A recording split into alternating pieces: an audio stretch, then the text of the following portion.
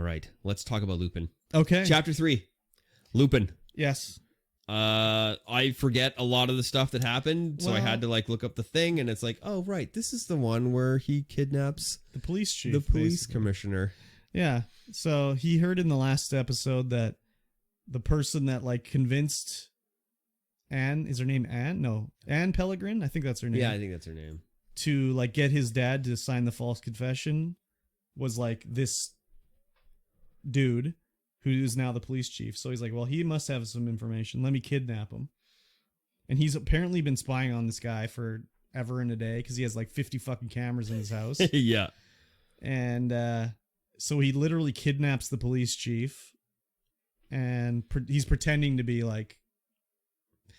as if again, I like the show, but a lot of the stuff is just okay, really?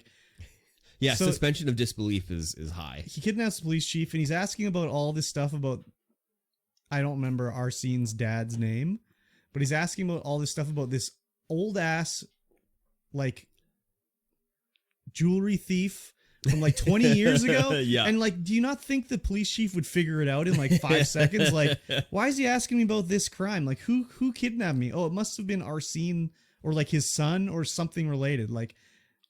Anyways, he gives himself away by being just tell me what you did with my dad. Yeah.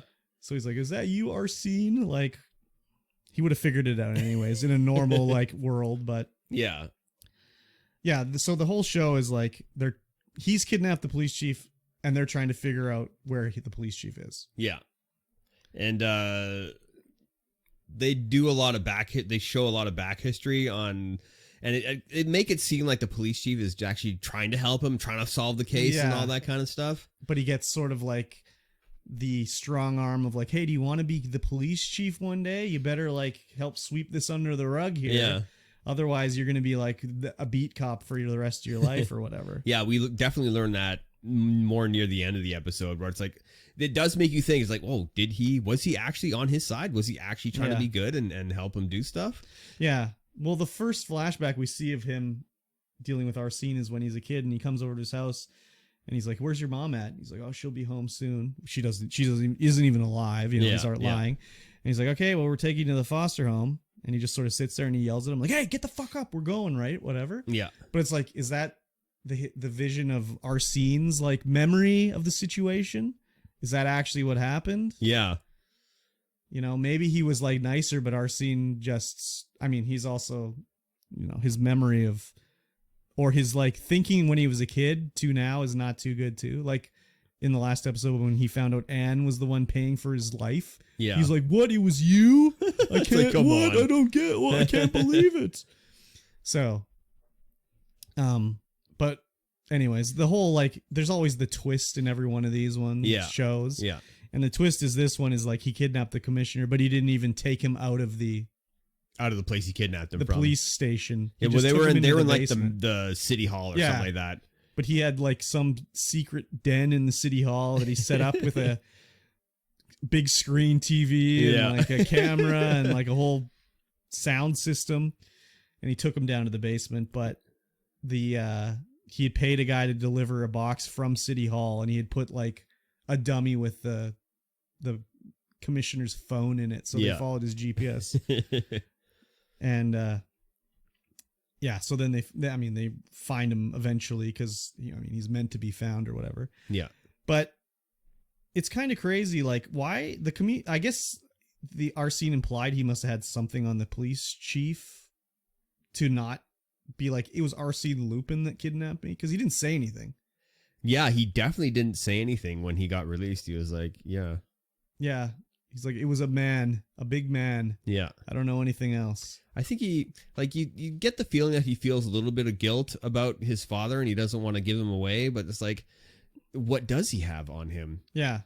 Because he goes... They didn't even imply anything. No, they don't. And then Dumont goes back to his home and starts finding all the cameras that are seen picked up and smashing up. And it's you look at some of the spots, how did you not know? Yeah, how did you not know that's a camera? Because that's literally a camera on the bottom of your blinds. It's the one that really got me was the one in the teddy bear. Nanny cam. Yeah, but like, wouldn't the battery have died? All the batteries on those would have been dead. Like some of them, okay, it's hanging from the wall. Maybe he hardwired it in or whatever, okay? But the teddy bear, I was like, it's still going? Yeah, right? How many batteries you got in there? Yeah, so. Yeah, and at the end of the episode, we see that he makes a call to somebody. Well, I think he calls... well, we know who Pellegrin he calls. or whatever. Yeah, he calls to be like, someone's asking about the necklace, what's going on. Yeah. But then like his wife hears it and he's like smashing the phone like he doesn't want her to hear it. Like I was like, why? Like, would she even know what that call meant? Probably not, but who knows? But he replays the whole call through like the Alexa or whatever it is. Oh yeah, the French Alexa. Yeah. So the wife must know something about it, but a little bit. It just seemed like she had virtually no lines or anything. Like they lived an idyllic life. Like they have the nice house and the family and the kids and everything. And she's 30 years old and he's 60 years old, whatever. And everything's perfect. And you got the nice, beautiful house and everything. Yeah. And then this message of him calling and saying like, oh, someone's asking about this old case. Babacar. Yeah, someone's asking about this old case from 20 years ago. Like, what are we going to do? And that's like, he smashes the Alexa thing. Yeah. Like, couldn't he just be like, oh, yeah, I made a call about an old case today. It's weird that the Alexa's replaying that. I wonder. Let me unplug that. So she must know something. I guess so. She must know something. I mean, they didn't even imply that she knew something. No. I guess maybe that's supposed to imply that she knows it's a bad thing or he knows it's a bad thing. And it's also, there's also this whole thing where he doesn't smoke. And then he goes and he gets his like emergency pack of cigarettes. Oh, fuck. I just spooged on myself. You sure did.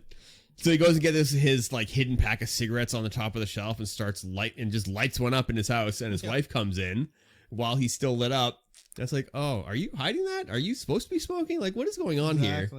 And she like kisses him and is like, well, he's been smoking. He's got smoker's breath now. Yeah, exactly. That's weird. She's too in love with him. Yeah. Yeah, I spilt my energy drink on me, everybody. I didn't actually spooch on myself. So we also, in this episode, we also learn how Claire, Asane's wife, estranged wife, and him meet, which is during school. Yeah. Like high school, or not. Well, in the private school. Like boarding school or whatever the fuck. It's like orphan school. Is it even orphan school? I guess it's not. No, it's just a private school, boarding school. Yeah, that he just mysteriously got a lifetime scholarship to that he didn't know about. Yeah, so we learn about how they formed their relationship. It was very weird. Not very weird. It was just like an interesting. Yeah. Like has no interest in any of these guys, but it's kind of like she's like, well, he's like the least worst of the guys. The least worst. So like, I guess I'll be his girlfriend or whatever. Yeah. That's the implication I got anyway. Yeah, it's like everyone else is a douche and he's the less douchiest one. Yeah. They were talking about the knights and like the rats or something like that. Yeah. Or the knights and the barbarians. Two types of men, yeah. Knights and barbarians, and ones want to protect women and the others want to conquer women, but women don't need either of those things. And he's like, I think there's a third, the gentleman. Yeah. Tips his fedora, milady. So I still like the show, but it's the suspension of disbelief. You gotta suspend hard. Oh, big time. You gotta suspend hard for sure. Yeah, I'm still liking the show as well. I'm like, oh yeah, maybe no, I better wait. I better wait. Yeah. Yeah, I was thinking about watching an episode, and I was just like, no, I'll watch it this week, so I'm a little fresher for the next episode. Yeah, for sure. But it's still interesting. There's only 2 episodes left, I think. 5 episodes in the first part. Yeah. Kind of strange. But... So I looked on Netflix, and they are basically 3 seasons because it's just called like part 1 and 2, and then the next one is part 3. So, yeah, who knows how it's gonna go? Yep, we're getting very close to She-Hulk. Man, I can't wait. I can't wait. It's gonna be so good. And then they delayed. Andor? They did? Yeah, they delayed it a few days, so it didn't release in the same time. Or no, they delayed. Did they delay She-Hulk or Andor, so it wasn't releasing on Wednesday? I don't know. I'm not sure, but I think because some kind of like Dancing with the Stars. Yeah, God. August 3rd, they announced that She-Hulk would be delayed Because of Dancing with the Stars? Another Disney show is being put out and they want to promote that more for whatever reason. What is wrong with this Disney guys, man? They're fucking doing this all the time. They did this with Obi-Wan too, where they're like, actually, it's not coming out on the 7th, it's coming out on the 14th, but we'll give you 2 episodes on the first day. It's like, what the fuck are you guys doing over there? Yeah. Don't you know that like Dancing with the Stars is coming out? These guys, man. But yeah, I'm excited for She-Hulk. I think it's only going to be like 30-minute episodes. Yeah, probably. Which is fine. Or 45 minutes. I don't know. I think it's going to be like a sitcom kind of. Who knows, though? Yeah, they just pushed it a day. This is the 2nd Marvel show in a row where the lead actress is Canadian. Oh, nice. Yeah. Very nice. Yeah, because she was on Orphan Black, right? I have no idea what that is. It's like a sci-fi show where she finds she's been cloned about 100 times, so she'll encounter an assassin and it's her, but she's got black hair. Oh, weird. Yeah. That's cool. Yeah, so, yeah. Pretty interesting anyways. Yeah, and then Andor. That'll be good. It will be. I think that I'm way more excited for Andor than Obi-Wan. Yeah? Well, yeah. I know that Andor dies. Yeah. But other than that, I don't know what is going on with any of those guys. Don't know too much about Andor. Whereas in Obi-Wan, it's like, well, I know Luke lives, and I know Leia lives, and I know Owen and Beru live, and I know Obi-Wan lives, and I know Darth Vader lives. Everybody lives. Everybody lives. Nobody dies. Get to live, and you get to live, and you get to live. Everybody lives. But all these other characters, they all get to die. Yeah. Because they're not here. Exactly.